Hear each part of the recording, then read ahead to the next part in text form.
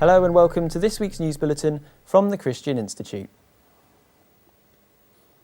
David Cameron has said gender abortions are wrong when asked about the Crown Prosecution Service decision not to charge 2 doctors who approved them. But the CPS say action against the doctors following an undercover investigation by the Telegraph would not be in the public interest. The British Pregnancy Advisory Service also say it would be wrong in some circumstances to refuse an abortion request on the grounds of gender. But Anne Widdecombe thinks the doctors should have been prosecuted and has accused the CPS of being in the grip of an abortion culture. And David Cameron gave this reaction when asked about the situation during Prime Minister's questions. And let's be clear that abortions on the basis of a child's sex are wrong and illegal in our country. And I think the Daily Telegraph is to be commended for the campaign and the work that they've done to highlight this important case. But in our country, we do have independent prosecuting authorities. It's very important that they look at the evidence and they make a decision on the basis of likelihood of getting a conviction and the public interest in making a case and taking it to court. That's how things have to work in our country, but I share her concern about what we've read and what has happened, and it's absolutely right that professional action should be considered as well. The Prime Minister has also entered the debate on a campaign to teach children about the dangers of internet porn in schools. Responding to a Daily Telegraph campaign calling for reform of sex education guidelines to allow schools to address the problem, David Cameron says children can be educated without a complete overhaul of the guidance.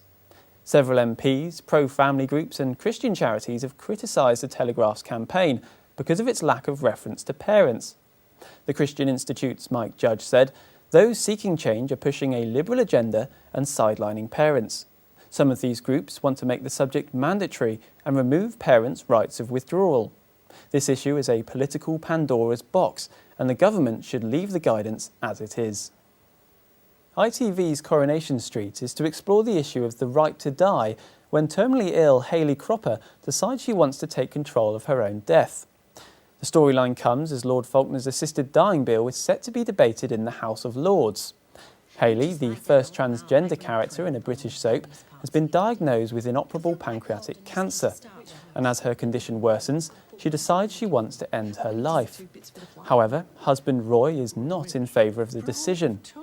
Programme producer Stuart Blackburn said, "This is a very sensitive issue, and we will be exploring the effects of her decision on husband Roy, who has a huge emotional and moral dilemma over her choice to die this way."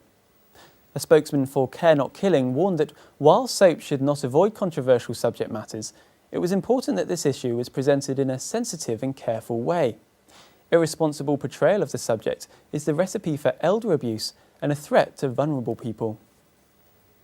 Plans to allow the creation of 3-parent babies in the UK cross a legal and ethical line, according to the head of a genetics pressure group.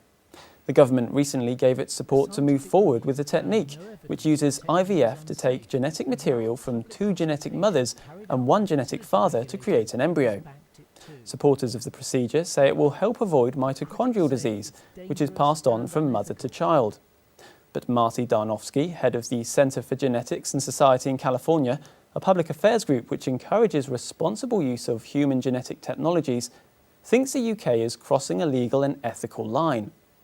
She says the proposals are premature and ill-conceived, adding that many scientists and bioethicists have voiced grave and detailed concerns about the safety and utility of mitochondrial replacement, and about authorising the intentional genetic modification of children and their descendants.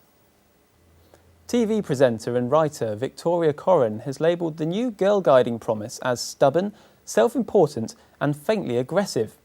The new pledge has removed reference to God by replacing the words "to love my God" with "be true to myself." But Ms Coren says the new phrase doesn't mean anything, but carries a suggestion of something utterly individualistic.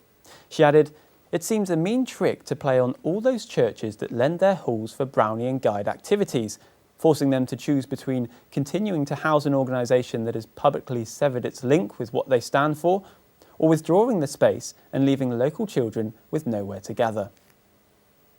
The new Australian Prime Minister has said he respectfully disagrees with redefining marriage and does not want to see radical change based on the fashion of the moment. Many claim that Tony Abbott's victory shows that the same-sex marriage issue was not a vote winner. Head of the Australian Christian lobby, Lyle Shelton, said, "It is clear that changing the definition of marriage is not something that defined the way Australians voted." He added the voters were concerned that any change to the law would have a negative impact on freedom of speech and belief. And finally, a very special Bible has been put together by prisoners in Northern Ireland's largest jail. The Bible, which consists of 66 volumes, is all in Braille and was the idea of Helping Hands, a charity which works with offenders and ex-offenders. Inmate George was one of a group of 10 prisoners who helped produce the books. I find it extremely satisfying. It has helped my own self-esteem enormously. It means what I can give something back to the community.